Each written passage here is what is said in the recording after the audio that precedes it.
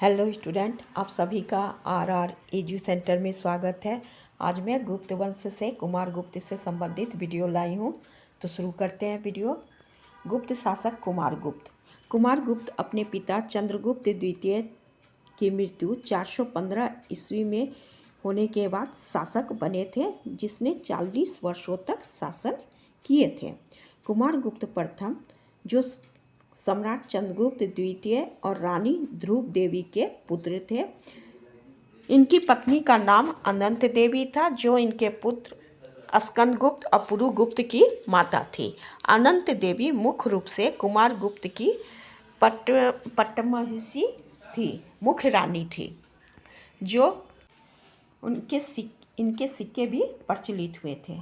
कुमार गुप्त ने श्री महेंद्र, सिंह महेंद्र, अश्वमेघ महेंद्र और महेंद्र आदित्य आदि की उपाधि धारण किए थे। इनके अनेक अभिलेख और असंख्य सिक्के प्राप्त हुए हैं। इनके स्वर्ण सिक्के पे गुप्त कुलामल चंद्र एवं गुप्त कुल व्योमशसी लिखा हुआ मिले हैं।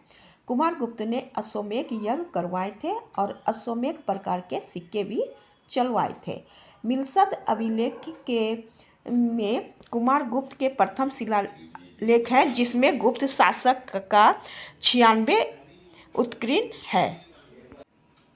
इसके बाद के सिक्के में गुप्त संवत 136 अंकित है। गुप्त शासकों में कुमार गुप्त के सबसे अधिक अभिलेख प्राप्त हुए हैं, जिनकी संख्या 18 है। यह अभिलेख बंगाल, मंदसौर, एरन से प्राप्त हुए हैं, जिसमें अनेक प्रशासनिक अधिकारियों का नाम भी उल्लेखित है। मंदसौर अभिलेख के अनुसार उनका साम्राज्य समुद्र तक फैला हुआ था।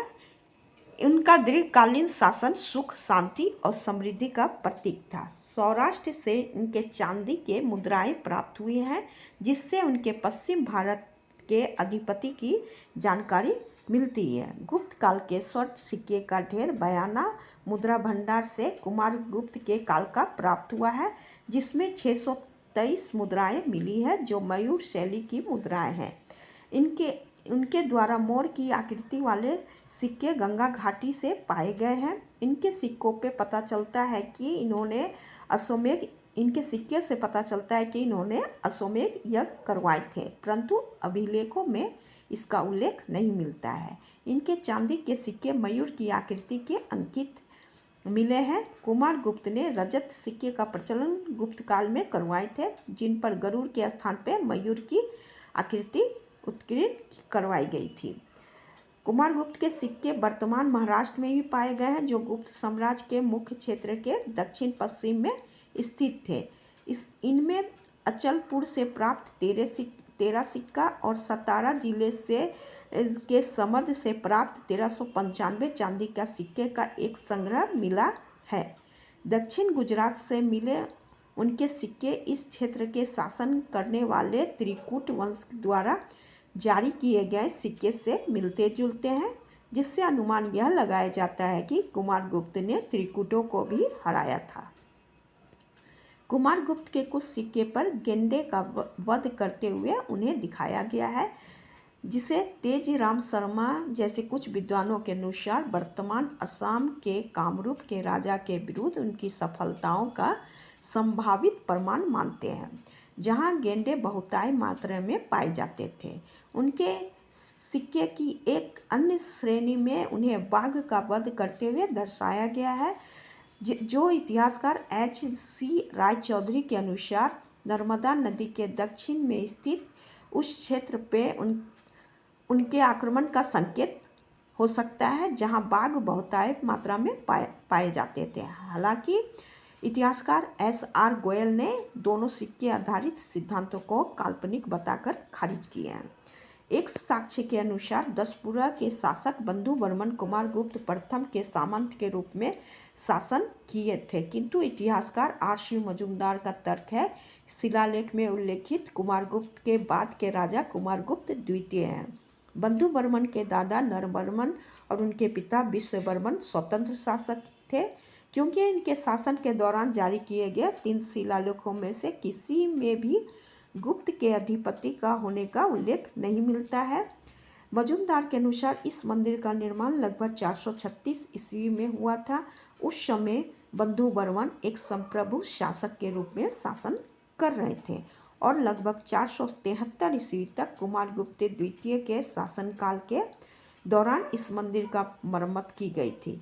किंतु मजूमदार के अनुसार दसपुरा क्षेत्र इस शिलालेख के जारी होने के कुछ समय के बाद लगभग 424 से 73 के दौरान गुप्त साम्राज्य में शामिल हो गया था। मजूमदार इस सिद्धांत के अनुसार दसपुरा का क्षेत्र कुमारगुप्त प्रथम के शासनकाल के दौरान ही गुप्त साम्राज्य में मिला लिए गए थे। कुमारगुप्त के पुत्र स्कंदगुप्त के भीतरी स्तंभ लेख से पता चलता है कि कुमारगुप्त के शासनकाल के अंतिम दिनों में हुन जाति ने आक्रमण किए थे। इन्होंने अपने पुत्र स्कंदगुप्त को इस विद्रोह को दबाने के लिए भेजे थे। स्कंदगुप्तों ने हुनों को पराजित किए थे। बौद्ध लेखक सुआनजैंग और प्रज्ञा बर्मन के अनुसार नालंदा विश्वविद्यालय की स्थापना शक्रादित्य नामक राजा ने की थी। आधुनिक विद्वान के आधार पर राजा शक्रादित्य की पहचान कुमारगुप्त के रूप में की गई है। चीनी यात्री सुआनजैंग नालंदा मठ के संरक्षक के नाम में राजा शक्रादित्य और उनके बाद बुद्धगुप्त का उल्लेख करते हैं। इसके आधार पर इतिहासकार R.C. मजूमदार मानते हैं कि बुद्धगुप्त भी कुमारगुप्त प्रथम के पुत्र थे। हालांकि पुरालेखीय साक्ष्य स्पष्ट करता है कि बुद्धगुप्त कुमारगुप्त द्वितीय के पुत्र थे।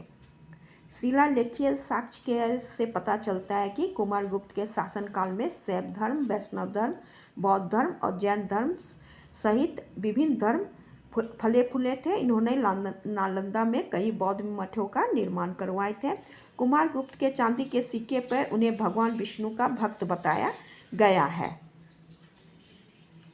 घटोत्कच गुप्त ने कुमारगुप्त के शासनकाल के दौरान एरन क्षेत्र पर शासन किए थे। इनके शासनकाल लगभग 435 से 436 ईस्वी तक थी, जो शिलालेख से पता चलता है कि वे गुप्त राजपरिवार के सदस्य थे। यह संभवतः कुमारगुप्त के पुत्र या छोटे भाई थे। यह वही घटोत्कच गुप्त है जिनका उल्लेख वैशाली से मिले एक मुहर पे किया गया है और जिन्होंने एक स्वर्ण सिक्के भी जारी किए थे। उन्होंने संभवतः कुमारगुप्त की मृत्यु के बाद थोड़े समय के लिए शासन की थी। कुमारगुप्त से मेरा वीडियो यहीं तक था। Thank you.